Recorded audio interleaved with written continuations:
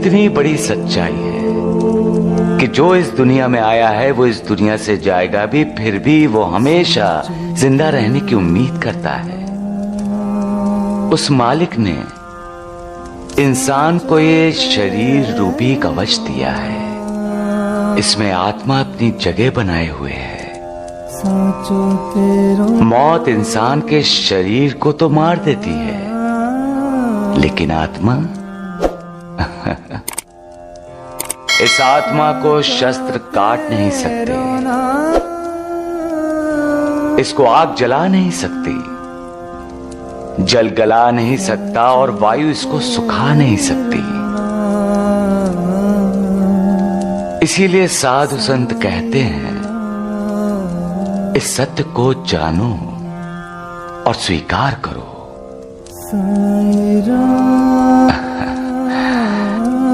सबका मालिक एक है। मौत के सामने मजबूर इंसान को देख रहा हूं गुरुदेव। अरे साईं, मौत तो हर किसी को आनी है। फिर भी इस अटल सत्य को स्वीकार करने से इंसान हिचकिचाता है और दुखी हो जाता है। इंसान जब जन्म लेता है तब उसके जन्म के साथ साथ ही उसकी मौत भी जन्म लेती है, परंतु इंसान इस बात को अनदेखा करते हुए जिंदगी जीता है। और जब मौत सामने दिखाई देती है तो आक्रोश करता है। लेकिन यह आक्रोश क्यों गुरुदेव, क्यों? यहां की हर वस्तु नाशवान है, ये जानते हुए भी आक्रोश क्यों? साईं, लेकिन तुम भी तो भावुक हुए थे, हैं? जहां भाव है वहां भावना है गुरुदेव, और जहां भावना है वहां भावुकता है। जहां दिल है वहां दिल की बातें हैं। एक दिल को ठेस पहुंचते ही जब दूसरे दिल से आह निकलती है तो पता चलता है कि दो दिलों में रिश्ता बन गया है। और जब रिश्ता बनता है गुरुदेव तो एक रिश्तेदार की व्यथा दूसरे की भी व्यथा बन जाती है। अच्छी कथा बना लेते हो तुम साईं। कथा? नौटंकी।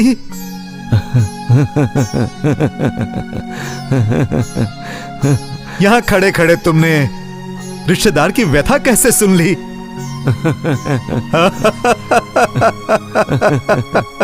तुम तो कहते थे साईं कि तुम्हारा कोई नहीं है। जो कोई भी मेरी तरफ देखता है वो हर कोई मेरा अपना है, मेरा रिश्तेदार है, मेरे परिवार का सदस्य है। और जब भी मेरे परिवार का कोई भी सदस्य दुखी होता है, व्यथित होता है, तो मैं भी व्यथित हो जाता हूं, दुखी हो जाता हूं। साईं, तुम्हारी बातों से तो हर किसी को यही लगेगा कि तुम हर दिशा में हो, हर तरफ हो।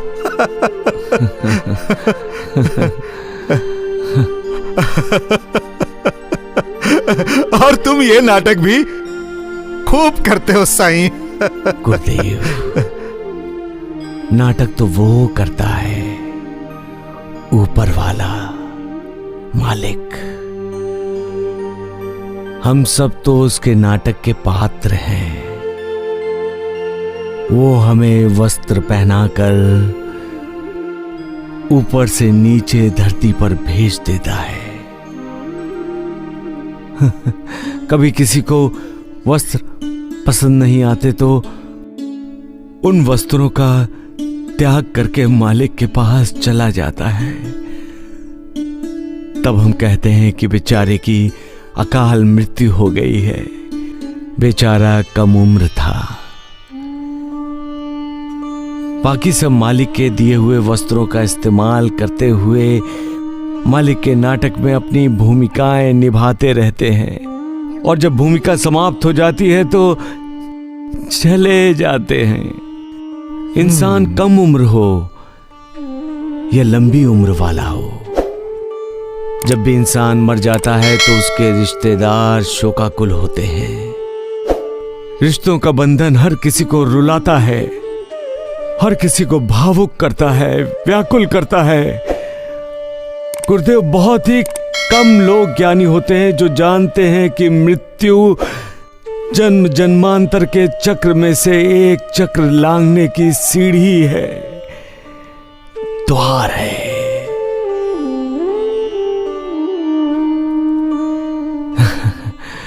सबका मालिक एक। खाली हैं वो लोग जो आत्महत्या के बारे में सोचते हैं। मालिक ने जो जिंदगी हमें दी है वो ऐसे ही मिटाने के लिए नहीं दी है, बल्कि वो हमसे इस जीवन में कोई विशेष कार्य करवाना चाहता है। आत्महत्या का विचार तब आता है जब हमारा मन कमजोर हो जाता है, और मन तब कमजोर होता है जब हम उसे ईश्वर की भक्ति में नहीं लगाते।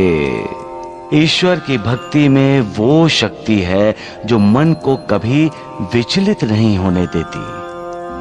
हमारी जिंदगी का कार्यकाल उसने निश्चित किया है, तो इंसान क्यों अपनी जिंदगी का कार्यकाल समाप्त होने से पहले समाप्त करना चाहता है? ये तो मालिक को एक किस्म की चुनौती हुई,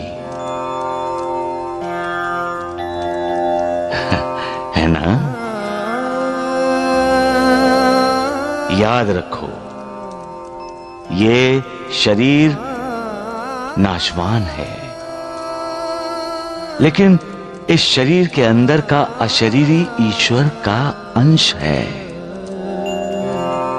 और यही अशरीरी ईश्वरी अंश हमें आत्म साक्षात्कार करा देता है।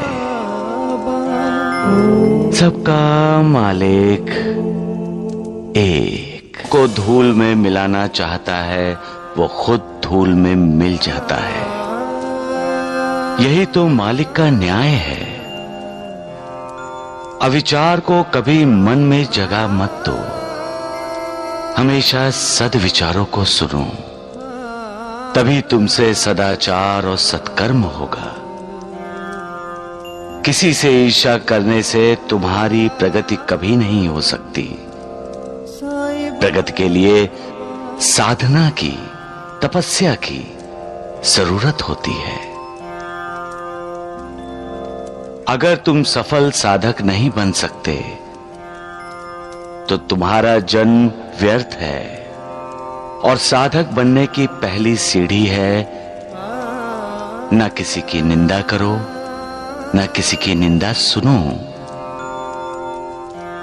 दूसरों का बुरा कभी मत सोचो, कभी मत करो, भला करो, हर एक का भला। सबका मालिक एक।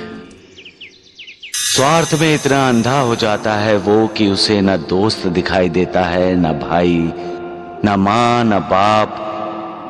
उसे सिर्फ एक ही रिश्ता नजर आता है, मैं और मेरा। मेरा पैसा, मेरा अधिकार। उसका किसी पर विश्वास नहीं रहता, किसी पर श्रद्धा नहीं रहती।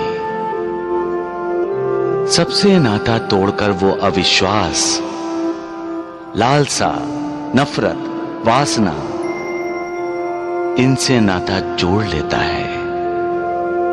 वो ये भूल जाता है कि मालिक की बनाई इस दुनिया में कुछ लेकर नहीं आता, खाली हाथ आता है। वास्तव में जब शरीर रूपी वस्त्र को त्यागने का वक्त आता है तो लोग दुखी हो जाते हैं। वस्त्र से लगाव पैदा हो जाने के कारण कोई भी उस वस्त्र को खोना नहीं चाहता। यहां तक कि जिसने उस वस्त्र को धारण किया है वो भी वस्त्र बदलना नहीं चाहता, क्योंकि शरीर रूपी वस्त्र को त्यागने का मतलब है जिंदगी को त्याग देना, उससे हाथ धोना। जिंदगी तो सबको प्यारी होती है।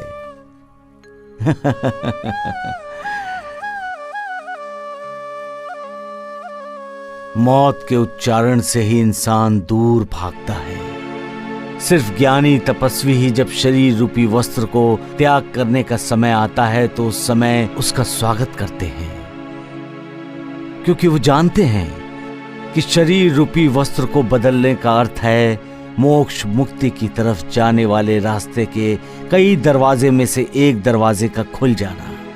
बाकी सारे अज्ञानी आसक्ति के बंधन में अटके पड़े रहते हैं, कोई रिश्तेदारी के बंधन में, तो कोई प्यार ममता के बंधन में, कोई जमीन जायदाद के बंधन में, तो कोई हीरे जवाहरात सोने चांदी के बंधन में। सारे के सारे ज्ञानी मोह माया में अटके पड़े रहते हैं। मुक्ति का दरवाजा सामने हो फिर भी उसे खोलने के लिए दस्तक नहीं देते।